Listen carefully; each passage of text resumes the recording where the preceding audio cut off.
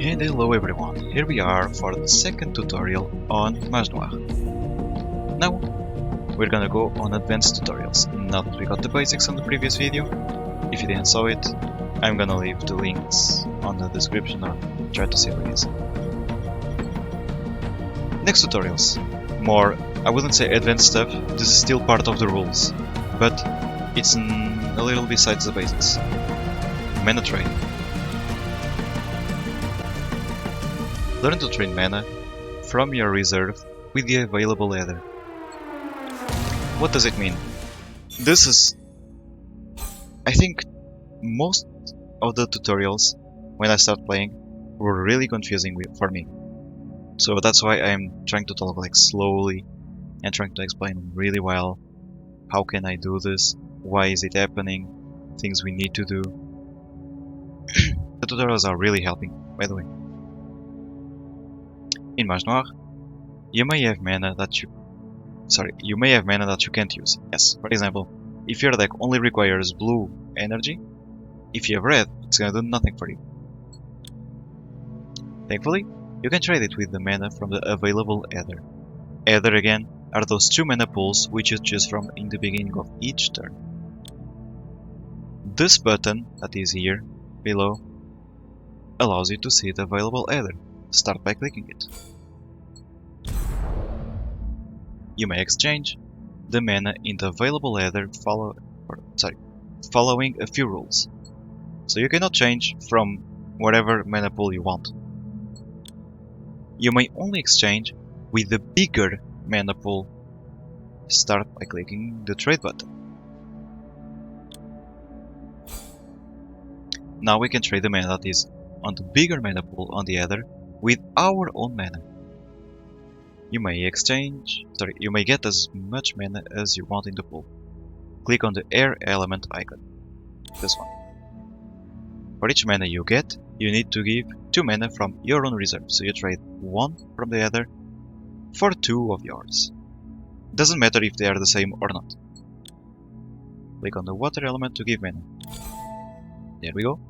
Once you're satisfied with the exchange, click confirm. Remember that you can do as many trades as you want during your turn. Now, it's up to you. So we have 2 cards that require hair, so we're gonna trade another energy. Air for 2 water, I mean. And looking at the cards, inflicts 1 damage to any target for each water component in play. So water component, water, are cards with like 2 blue borders, as you can see around the card. Pay attention to this border around the card. It's blue, and even the symbol on the upper part of the card. Those 2 cards are also water cards, because they are the symbols. See? So 1 damage for each water component. We have 2 water components, so this card is gonna deal 2 damage. So we play this one again. And now that I've played the card, we're gonna put it back into the pool. Doesn't matter, this is a tutorial. And again, 2 damage to you. So this, after you learn what to do, it's really simple. And it's one of the mechanics that weirdly requires a lot of thinking about the I want this mana by putting mana that I want in this pool, and I don't want this mana, so you can try to screw up your opponent by putting mana that they won't use, or you can put mana that you are gonna use and trade with what you have. Congratulations! Knowing when to trade can make all the difference between a victory or a loss. Indeed. Voice crack. So, second tutorial on the advanced ones. Permanents. Learn to use permanents.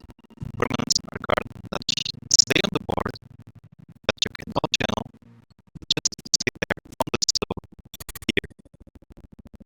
In Mage Noir, there are keywords that change the way spells behave.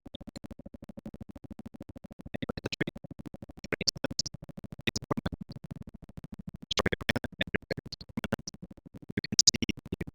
So this card is going to stay on the stove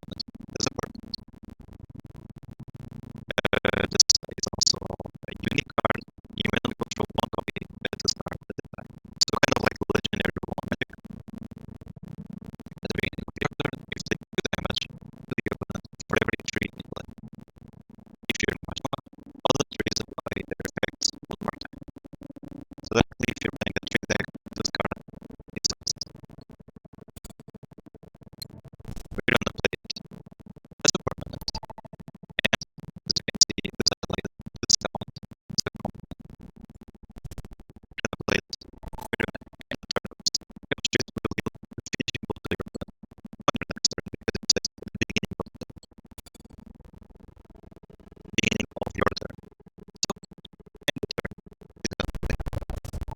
And let's say kills us. We're gonna kill him.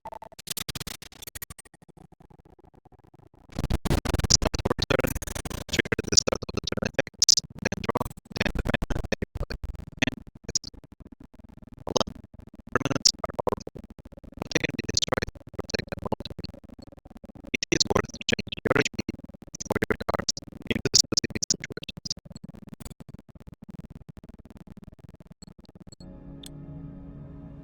As you can see, the game gets more and more complex the more you play, the more you go deep into the rules. But as soon as you play 1, 2, 3 games by yourself versus the AI, the game gets a lot more clear. Learn to use equipments, which is the zone here on the left, next to the deck. This here. See, the game is not lagging anymore. Weird. In Mage Noir, you'll also have access to equipments.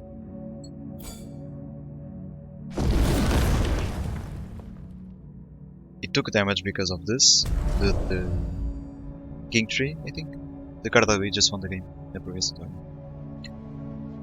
So we need, okay, we have all the mana needed, so I'm just gonna go for green and whatever. The type of equipment depends on where on the body you wear it. So this is the torso. Those two are rings, for example. You cannot have two of the same type of equipment on the board. Try equipping a second bark armor. So this is a torso equipment. This is also torso equipment. The old one gets destroyed. The previous equipment was sent to the discard pile. Rings are an exception. You may wear them as many as you want. You may wear as many as you want. Oh Jesus, my head. Try equipping two of them. So this ring says that damage inflicted by vegetable permanents you control is increased by 2. If you're a Mage Noir, whatever, the effect doesn't matter, we are not. So do effect stacks, yes, because we can have 2 of those. So the damage is gonna be increased by 2 plus 2. As you can see, we kept both. As you see, no ring was discarded. Just like permanents, equipment spells are always counted as valid components. Everything that stays on board that can be considered as a component is a component. If it is on the prepare zone, it isn't. Nor in your hand, obviously. However, if used as component for other equipments, these spells will be discarded. So if you use this as components for equipments, they are discarded. Your second Druid Ring allows you to equip Grelock's, I think it's Grelock's rope? I don't know how to read this. Grelock. Anyway, Grelock's rope. I swear I can't.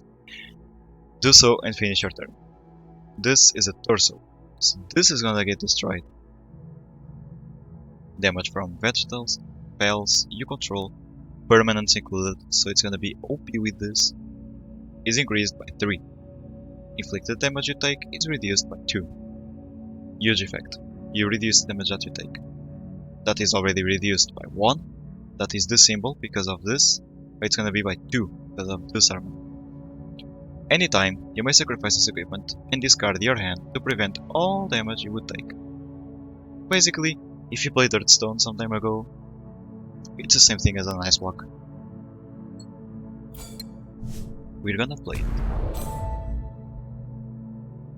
You lost your rings. Actually, mistake. Your ring. Just one.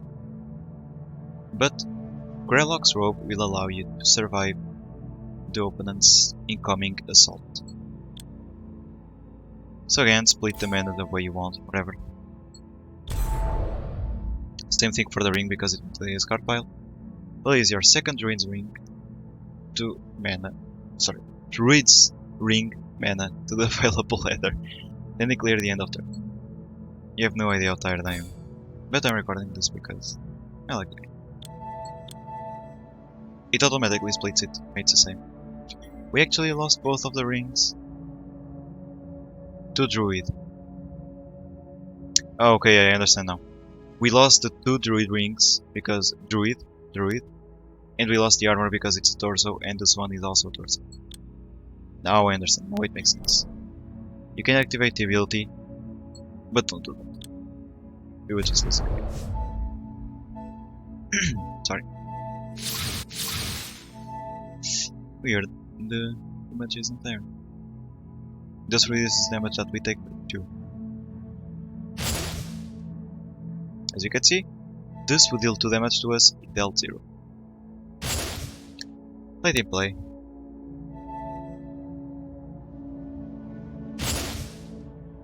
I think he's gonna play 6 cards of it. 4? Anyway. Kerlock's robe allow you to survive this turn.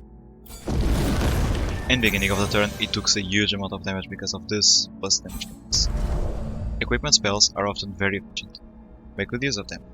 You can use them as offensive as a defensive way of playing. Depends on the equipment itself.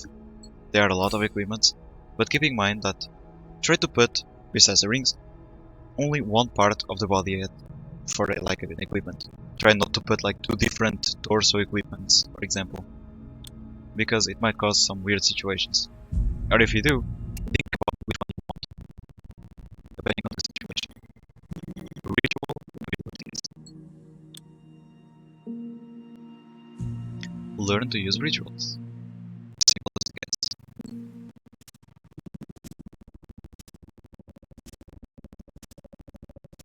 So many cards.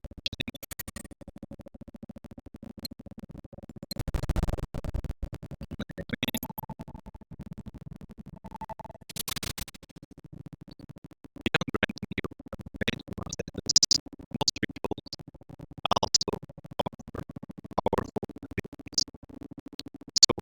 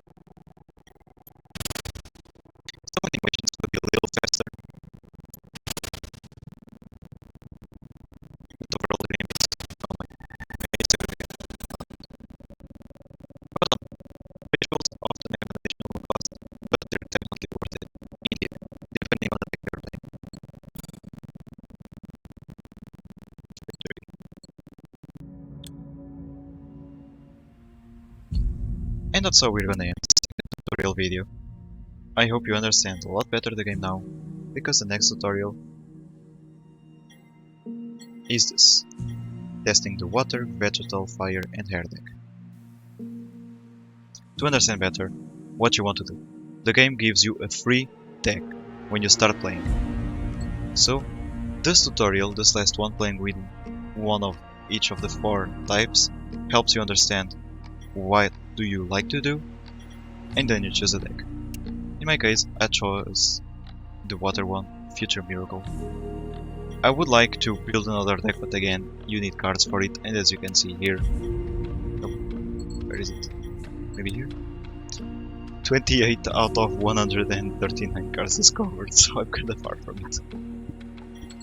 But anyway guys, I hope you liked the second tutorial, and we see each other for the next one.